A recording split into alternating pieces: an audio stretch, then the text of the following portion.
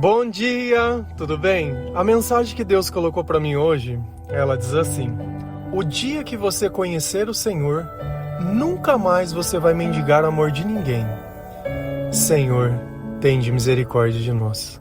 Perdoa, Pai, todos os nossos pecados. Livra-nos de todo mal. Nos afasta de tudo aquilo que não vem de Ti.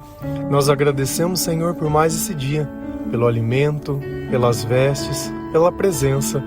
Aceita, Senhor, essa nossa oração, esse nosso louvor, pois nós Te amamos, bendizemos, adoramos. Somente Tu é o nosso Deus e em Ti confiamos.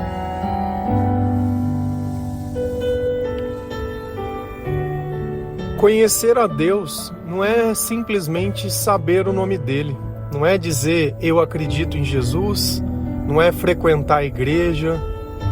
Conhecer a Deus é conhecer a Sua palavra.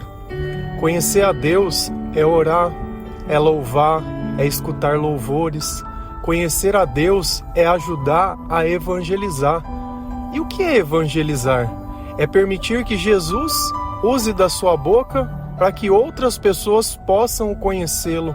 É permitir que Jesus use da sua vida para que outras pessoas possam ver como é a forma certa de se comportar. O mundo, ele cria padrões, e os padrões do mundo, eles sempre estão em competição. Um tem que ser melhor, ou ser maior, ou ter mais isso, ou ter mais aquilo. O mais bonito é sempre mais.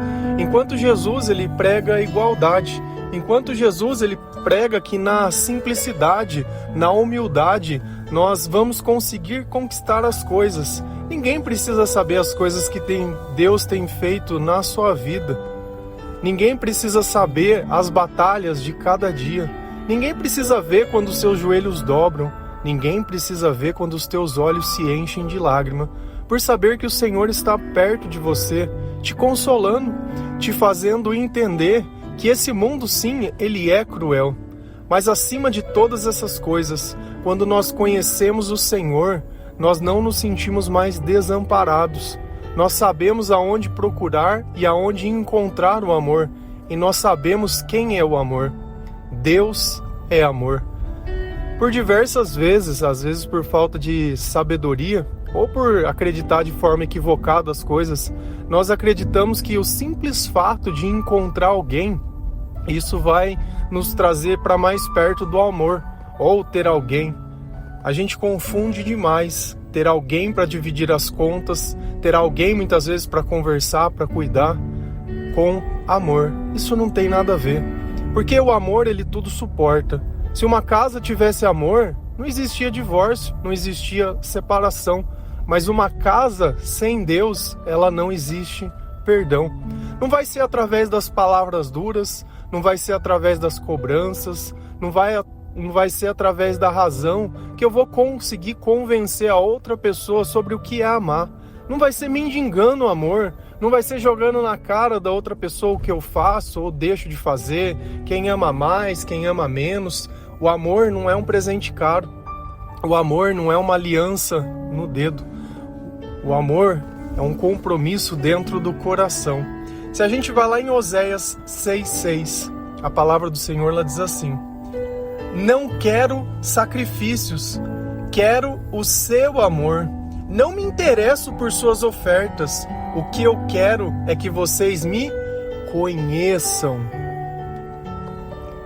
Aqui nós vamos começar a andar pela quaresma, se eu não me engano, que é a época que as pessoas gostam de deixar de comer doce, beber cerveja e de fazer alguma coisa que gosta durante 40 dias para ver se Deus barganha com ele e Deus faz aquilo que ele quer, né? Porque a vontade de Jesus durante 40 dias pouco importa. O importante é a minha vontade e o Deus que eu sirvo não gosta que eu coma doce ou que eu beba cerveja ou qualquer outro tipo de coisa. Nossa, mas espera aí, não quero sacrifícios. Mas isso não é um tipo de sacrifício? Eu estou tirando algo que eu quero, eu estou me sacrificando? É fato que esse sacrifício que Deus estava falando eram os animais que eram queimados. Só que a gente tem que entender, por que ele pedia para mim sacrificar um animal? Será que Deus não gostava dos animais? Ou será que porque aquilo era alimento e eu tinha que cuidar daquele bichinho, e eu tinha que tratar dele, né? O pastor, o que ele faz? Ele cuida dos animais. E quando Deus pedia para sacrificar esse animal e queimar no altar, sabe o que eles faziam depois que esse animal era queimado? Eles comiam. Nossa, parece que quando a gente faz churrasco, a gente queima a carne e come depois. Era uma festa. Só que Deus está dizendo, para mim isso não é o importante. Porque o que eu quero de vocês não é o sacrifício, eu quero o seu amor. Eu quero a sua consideração. Eu quero estar em primeiro lugar da sua vida. Eu quero poder contar com você. Não me interesso por suas ofertas. Nossa, essa passagem aqui eu acho que ela deveria ser pregada dentro das igrejas, né? O dízimo, né? Nossa, estão roubando do templo do Senhor. Só que, pronto, para quê? Para que ler a Bíblia e ver que o dízimo era pago à tribo de Levi? Para quê? Para quê? Não, isso não é importante. Não, o importante é que tem que doar sim, porque se doar, Deus vai abençoar, Deus vai abrir as portas, porque se não doar, vai vir o gafanhoto, o devorador. E é engraçado que eles começam a fazer umas analogias para quê? Para que o interesse deles sejam. E Jesus vem, e Deus vem e diz, falou, olha, eu não me interesso pelas suas ofertas. O que eu quero é que vocês me conheçam. Como a melhor forma de conhecer uma pessoa? Não é conversando com ela? Será que Deus não está dizendo para a gente, olha, eu quero que vocês leiam a palavra de Deus? Isso é conhecer. Não é à toa que Deus diz, olha, o meu povo, ele perece por falta de conhecimento.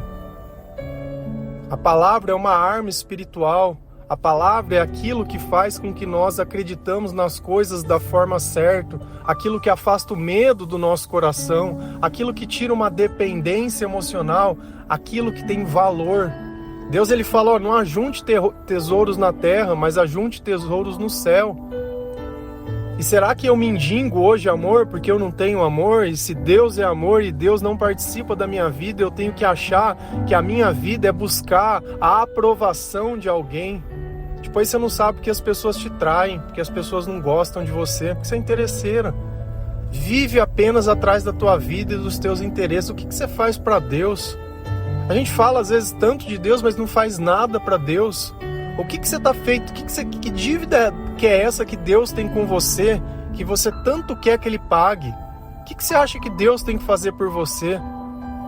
Você não consegue nem amar Ele em primeiro lugar da tua vida. Tudo é motivo para você desmerecer. Quando Deus ele coloca atividades para que nós façamos em seu nome e nós simplesmente, ao invés de fazer as coisas, queremos fazer outras coisas, sabe que isso acontece? Sobrecarrega o nosso coração. Não existe pior coisa de que eu querer fazer uma coisa, porém eu tenho que fazer outra e eu não consigo escapar daquilo. E aí que é o momento, eu tenho que servir com amor. Senhor, que seja feita a sua vontade, que me dê força para continuar, que eu vou fazer, eu vou servir com amor, eu vou fazer o melhor. Às vezes Deus tem te colocado num lugar e você não faz o que tem que ser feito. Parece Jonas, quando Deus disse, olha, vai lá para Nínive pregar a palavra. Não, mas eu não quero, eu não acho, você vai perdoar aquele povo, vou montar no barco e vou no outro. E aí só desgraça no meio daquele barco. Será que na nossa vida também as coisas não são assim?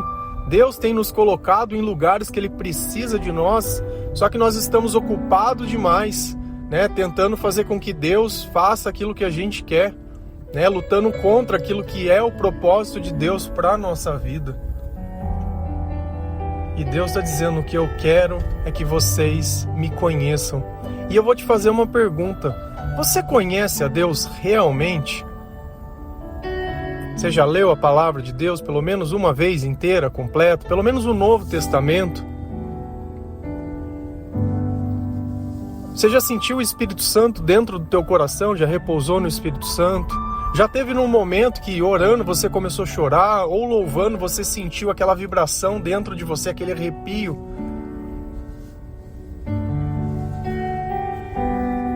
Se a gente olha a história de Jó, bem no começo, quando a gente começa a ler, Jó era uma pessoa temente a Deus. Até o diabo, ele olhava isso e falava, Jó te adora porque você é bom demais para ele, você dá tudo para ele.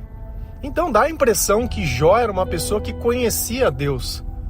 Mas a gente começa a ler a palavra e vê que Jó não conhecia a Deus. Se a gente vai lá em Jó 42, versículo 5. Jó 42 já aconteceu coisa demais. A mulher dele já mandou ele negar a Deus e morrer. Já veio os amigos e ficou na orelha dele falando um monte de coisa. Já tá com ferida no corpo, já tá com doença, já morreu família, já aconteceu assim, tudo que é de ruim que pode acontecer, já aconteceu na vida de Jó. Tudo que você possa imaginar. E a gente vai lá em Jó 42, ele fala assim: antes eu te conhecia só por ouvir falar, mas agora eu te vejo com os meus próprios olhos. Jó, no meio da tribulação, no meio de tudo aquilo que aconteceu na vida dele, ele teve um encontro com Deus.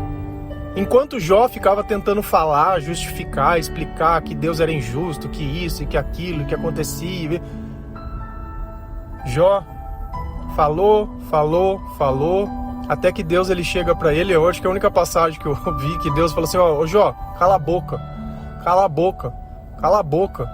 Você não sabe o que você está falando, que besteira é essa que você está fazendo, o que é isso que você está falando? Me escuta que agora você vai entender o que está acontecendo. E foi após isso que ele diz: antes eu te conhecia só por ouvir falar, mas agora eu te vejo com os meus próprios olhos.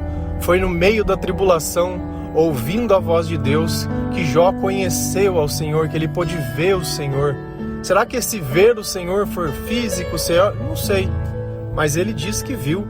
E isso foi o suficiente para que a vida dele, depois daquele instante, você olha o desenrolar da história, para que Deus pudesse restituir tudo aquilo. Porque enquanto Jó só ficava reclamando e não aceitava as coisas, a vida dele não mudava. E talvez a nossa vida seja justamente isso. Mendigar amor é justamente isso, é ficar reclamando e exigindo que as outras pessoas façam as coisas por nós, que as outras pessoas deem as coisas para nós, que as outras pessoas sejam a nossa salvação, que a outra pessoa alivie a minha vida, que a outra pessoa me ajude. Isso é mendigar amor. Se você faz isso, se você espera alguma coisa de alguém, sinto lhe informar, não vai dar certo. Porque no primeiro instante que essa pessoa não fizer o que você acha que ela tem que fazer, você vai virar o demônio e vai para cima dela. Vai esquecer tudo que ela fez de bom e vai julgar por um momento. A nossa justiça, ela é assim, ela é momentânea. Se você tiver um acesso de raiva por alguma coisa, se a pessoa tiver acertado 1000 vezes, uma que ela errar vai ser o suficiente para você falar todas as barbaridades do mundo para essa pessoa. Então não adianta a gente contar com a nossa justiça, não adianta a gente contar com a nossa moralidade, não adianta a gente pensar que o nosso relacionamento com Deus vai existir enquanto a gente fica reclamando, enquanto a gente fica pedindo, enquanto a gente acha que acreditar em Deus é fruto de sacrifício. Não tem nada a ver com isso. Não é tirando o que eu tenho, é fazendo aquilo que eu sinto, é sendo guiado pelo Espírito Santo. É uma outra vida, é uma vida em comunhão com Deus.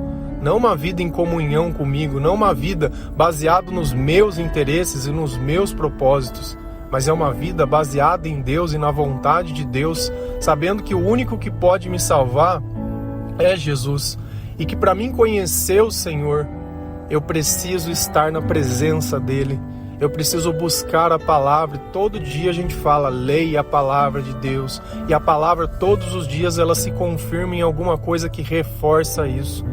Quando você começar a viver com sabedoria, você vai começar a viver. Enquanto você continua insistindo nos teus caminhos, enquanto você acha que se funcionasse, tinha um monte de gente que estava aí feliz, e a maior parte, a doença do século é a depressão, e a gente acha que é uma questão de encontrar alguém. Não, é uma questão de encontrar a Deus, de conhecer a Deus. E aí a gente vai lendo a Bíblia, e Jesus ele fala também sobre conhecer. Qual o papel de Jesus nisso tudo? João 17, versículo 25 e 26. Pai justo, embora o mundo não te conheça, eu te conheço. E estes sabem que me enviastes. Eu os fiz conhecer o teu nome e continuarei a fazê-lo, a fim de que o amor que tens por mim esteja neles e eu neles esteja. Olha a forma que nós recebemos amor, conhecendo a Deus através de quem? De Jesus Cristo. Jesus veio para quê? Para que Deus pudesse ser conhecido. E quando nós conhecemos o nome, o que acontece? O amor de Deus permanece em nós e nós permanecemos nele. Essa é a importância de conhecer a palavra, essa é a importância da oração, essa é a importância do louvor, essa é a importância de obedecer ao Senhor e sua palavra. Essa toda é a importância que vai fazer a sua vida ter algum tipo de sentido. E olha o que ele usa, uma palavra: o mundo não te conhece. Deus não falou que o mundo jaz no maligno à toa. O mundo não pode conhecer a Deus. Por isso que tem pessoas que você vai ficar aí pregando o evangelho e ela não vai conhecer a Deus. É a nossa vida que se torna sal, é a nossa vida que se torna luz para o mundo. É através dela que as outras pessoas podem ver, é o nosso comportamento. Não é o frequentar a igreja que ensina um ateu sobre qualquer coisa, mas é a forma que eu falo, é a forma que eu me porto, é a forma que eu estou no lugar, é aquilo que me motiva, é aquilo que me faz acordar, é aquilo que me faz dormir, é aquilo que me faz orar, é aquilo que está dentro de mim que o mundo não conhece. Quando nós começamos a nos converter, tem pessoas que acham loucura, certamente, que a sabedoria de Deus ela é loucura para o mundo. Mas a nossa vida ela vai se modificando de uma forma. Nós vamos dormindo cada vez mais cedo, nós vamos acordando cada vez mais cedo, nós vamos tirando um espaço cada vez maior para ler a palavra de Deus, para louvar, para falar do Senhor. Nós vamos nos interessando cada vez menos pela vida das pessoas desse mundo. Nós vamos cada vez menos nos parecendo com Ele. Nós começamos a usar as nossas redes sociais para difundir o amor de Deus, para que isso seja um canal de graça na vida de outras pessoas, não para ficar mostrando a nossa vida. Nós começamos a ensinar um caminho que nós mesmos aprendemos com o Senhor através da palavra. E muitas vezes tem gente que vai achar isso a coisa mais estranha do mundo, porque parece que para falar de Deus é só dentro da igreja. Eles criaram um espaço e Deus é só dentro daquele espaço. E esse espaço eles abrem periodicamente. Então, se você der a sorte de passar esse espaço estiver aberto, você entra e ora. Durante as outras horas todas que ele estiver fechado, Deus não existe. Tá certo? Será isso? Ou será que a minha casa ela tem que ser um lugar de oração? Que o meu coração tem que ser um altar para o Senhor? Que a minha vida ela tem que ser algo que Deus possa ser usado? Que os meus lábios eles possam honrar o Senhor? Que perto de mim louvores podem ser tocados para que nós dizemos santo, santo, santo, santo é o Senhor, que nós podemos adorá-lo, que nós podemos exaltá-lo, que nós podemos mostrar que a nossa vida, depois que nós o conhecemos, ela teve um valor totalmente diferente e que outras pessoas possam não simplesmente se inspirar, mas que elas se tornem irmãos na fé também, que possamos caminhar junto, aguardando a vinda do nosso Senhor, para que através disso as coisas mudem também na vida dessas pessoas. Porque uma pessoa que se converte, a família inteira muda.